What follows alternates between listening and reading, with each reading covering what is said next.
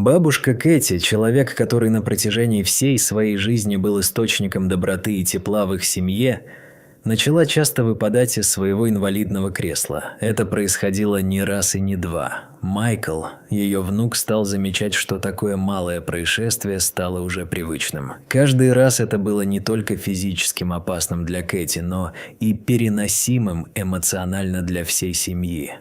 Бабушка была и так не слишком уверена в своих силах, а внезапные падения только усиливали ее слабость и уязвимость. Майкл с Лореттой, его женой, предпринимали все возможные усилия, чтобы ухаживать за ней, но дни становились все более тревожными и полными беспокойства. Заметив эти падения, Майкл не мог просто сидеть сложа руки. Он знал, что должен что-то предпринять. В своем желании выяснить, почему это происходит, он установил камеры по всему дому, чтобы получить полное представление о том, что происходит в жизни Кэти. Он хотел понять, есть ли какие-то причины, которые могут объяснить происходящее. Наблюдая за записями, он вошел в такой шок, что не сразу смог осознать увиденное. Когда записи с камер были изучены, он оказался в полной растерянности от шокирующего, словно во сне, содержания и, не дождавшись вечера, моментально показал свои находки Лоретте. Лоретта была потрясена, когда увидела, что происходит с Кэти. Кадры показали, как кто-то незнакомый и подозрительный злоупотребляет доверием старушки, заставляя ее чувствовать себя незащищенной и уязвимой. Каждый кадр, который они увидели, показывал, что Кэти находится в опасности, и ни одно из этих событий не осталось бы без последствий. Ничто не могло подготовить Майкла и Лоретту к тому, что они увидели. Лоретта, охваченная волнением и ужасом, настаивал на том, что нужно обязательно вызывать полицию. Она была уверена, что дело требует немедленного вмешательства, и каждая секунда имела значение. Но Майкл, полон сомнений, что рано принимать такие серьезные меры, решил сначала проверить дом матери. Он быстро собрался и отправился к ней, надеясь, что еще не слишком поздно. Когда Майкл открыл дверь в дом Кэти, его сердце росло от беспокойства. Дом был пуст, и мрак окутывал каждую комнату. Обида и страх окутали его, он не знал, куда могла уйти его бабушка. Настоящая угроза готовилась разразиться прямо у них на глазах, и, осознав, что в любой момент может произойти что-то ужасное, он вызвал полицию, надеясь, что помощь не заставит себя долго ждать.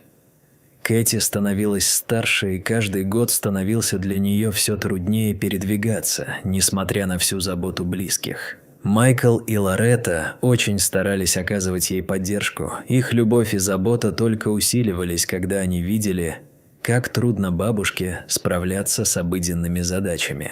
Однако однажды Лоретта заглянула в комнату и нашла Кэти с синяками на руках и ногах. Сердце ее сжалось от страха, когда она увидела, на что похожа ее любимая бабушка. Кэти объяснила, что упала из кресла, но Лоретта не поверила. Сомнения все больше заполняли ее разум, и начинающаяся паранойя нарастала.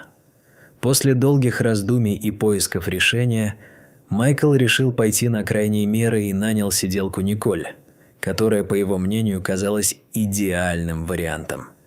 Она была профессиональной и опытной, обещая обеспечить должный уход для Кэти.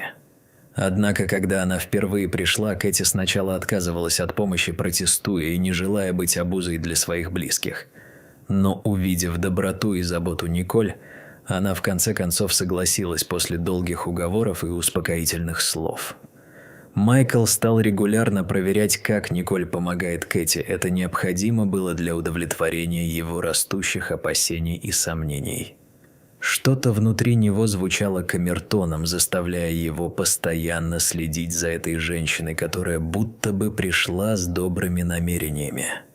Каждое их взаимодействие вызывало у него постоянное беспокойство, но он старался доверять своим инстинктам и оставаться в рамках перекрестного контроля. Однако хотя бы через неделю после начала работы Майкл заметил, что у Кэти снова появились новые синяки.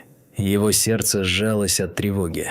Он настоял, чтобы бабушка отдохнула и не подвергала себя больше риску. Но бабушка уверяла его, что это всего лишь случайные ушибы и неуклюжесть, что все у нее в порядке. Все вроде бы выглядело нормально. Как могла она ошибаться? Но перед этим, как сделать серьезные выводы, Майкл и Лоретта все еще продолжали испытывать напряжение и решили разобраться в ситуации более глубоко.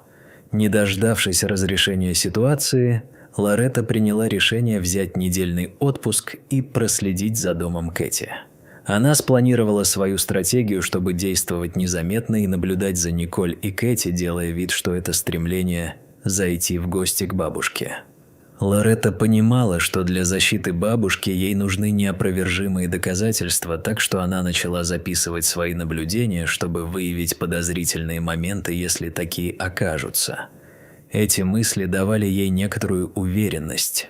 Она обязана сделать все, чтобы попасть в сердце ситуации и выяснить правду. Прошло несколько дней, и Лоретта начала внимательно следить за поведением Николь и Кэти. Но, к большому удивлению, ничего необычного она не замечала. Ни разу Николь не выглядела на своем месте, хотя она демонстрировала профессионализм и взаимодействовала с Кэти, которая наслаждалась ее обществом и ходила с ней по квартире. Эти наблюдения обнадежили Лоретту, но она продолжала раздумывать о том, что знают эти две женщины друг о друге. Ее инстинкты подсказали ей продолжать искать подозрительные детали, которые могли бы определить общее непонимание. В один из дней Лоретта случайно подслушала разговор Николь по телефону, и это вызвало в ней тревогу. Николь говорила о том, что нужно дождаться подходящего момента.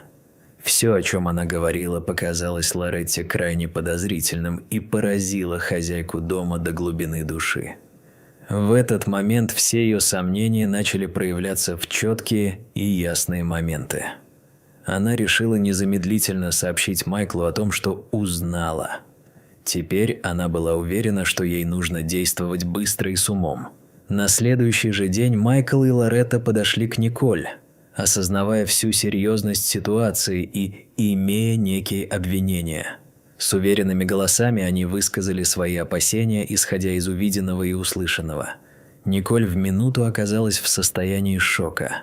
Она отрицала все обвинения, утверждая, что всегда была предана Кэти и ни разу не повела себя грубо.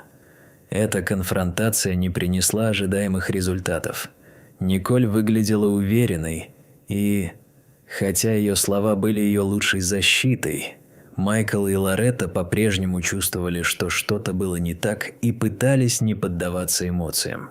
Николь уверяла их, что телефонный звонок был личным и не имел никакого отношения к Кэти. Сомнения о ее искренности после их разговора только усиливались. И, несмотря на уверения Николь, Майкл решил не снимать камеры. Они продолжали пытаться раскрыть правду, и наблюдение за поведением Николь стало для них важным и угрозой для их семьи. Их мужество стояло на репутации Кэти, и они были готовы перейти через трудности, чтобы обеспечить ей защиту. Майкл и Лоретта решили продолжить наблюдение за Николь, поскольку не доверяли ее словам. Они даже зашли так далеко, что установили скрытые камеры в дополнительных комнатах и коридорах, надеясь получить неопровержимые доказательства, которые позволят им разобраться с этой ситуацией раз и навсегда. Полное непонимание того, как далеко может зайти человеческая злоба, обуревало их, и от каждой найденной улики зависело дальнейшее развитие их семьи и надежд на спокойствие в доме. Майкл и Лоретта стали тщательно просматривать видеозаписи, полные тревоги и ожидания. На первый взгляд Николь вела себя профессионально, показывая свои навыки, но при этом у Кэти постоянно появлялись новые синяки. Каждый раз, когда Майкл видел эти записи, его сердце разрывалось от боли за свою бабушку. Он заметил, что Николь начала вести себя странно и все чаще оставалась в комнате с Кэти, проводя с ней больше времени, чем нужно. Однажды Майкл стал свидетелем того, как Николь быстро входит в комнату Кэти и с чем-то вливает ей в напиток, и это стало последней каплей. Она явно что-то скрывает, и в этот момент они немедленно решили объяснить полученные доказательства властям. Крысиные грязные уходы не могли остаться безнаказанными, и они были полны решимости добиться правды и справедливости. Полиция начала расследование по предоставленным доказательствам, собирая показания и видеозаписи. Детектив Харрис, отвечающий за дело, посоветовал Майклу и Лоретте вести себя как обычно, чтобы не вызывать подозрения у Николь. Им было крайне важно поддерживать видимость нормальной жизни и обного вот этого натянутого спокойствия, чтобы их план сработал наилучшим образом. С каждым днем Майкл и Лоретта наблюдали за тем, как Николь грубо обращается с Кэти. Это становилось все более заметным, и падения бабушки больше не могли оставаться без внимания. Когда детектив Харрис подтвердил, что Николь виновна, Майкл и Лоретта почувствовали, что их мучительные ожидания дали свои плоды. Но в момент, когда они решили встретиться с Николь, она неожиданно удрала, оставив Кэти в беспомощном состоянии. Это было ужасно. Но их решимость все еще оставалась на высоком уровне, и они были полны надежды. Детектив Харрис приказал задержать Николь для допроса. Это стало долгожданным облегчением для Майкла и Лоретты, и они выразили свою благодарность детективу. Лоретта, переполненная переживаниями, стремилась утешить Кэти, чтобы она чувствовала себя в безопасности рядом с любимыми. Но страх обстановки все еще витал в воздухе, и все продолжения приключений только добавляли тревоги. На допросе Николь пыталась доказать свою невиновность, но детектив Харрис не собирался прощать. Он показывал ей компрометирующие материалы, подтверждающие ее злодеяния. Николь быстро осознала, что ее лжи не будет достаточно, и вскоре она призналась в своих зловещих мотивах, отказываясь от всех попыток обмана. В своих показаниях Николь призналась, что хотела напугать Кэти, чтобы узнать о спрятанных деньгах, интересных для нее. Она тщательно спланировала свои действия, но, наконец, не нашла ничего ценного. Каково же было ее удивление, когда она поняла: своими действиями она нанесла вред не только бабушке, но и своей жизни. Ведь монета не стоит того, чтобы рисковать ею. Полиция во время допроса нашла записи и планы Николь, которые вели к ужасным выводам. Николь планировала ограбить Кэти, и ее действия оказывались непомерными. Когда Майкл и Лоретта узнали денежные подробности, они были шокированы ее действиями и понимали, что такая потеря могла навести на настоящую криминальную потасовку вокруг их семьи. Скорее всего, была обнаружена переписка Николь с сообщником, и детектив Харрис начал поиск этого человека. Он собирался выяснить, кто же встал на пути и стал причастным ко всем этим ужасным действиям. Николь, не желая скрывать больше правду, раскрыла личность своего сообщника. И это имя шокировало всех – Марк, близкий друг семьи.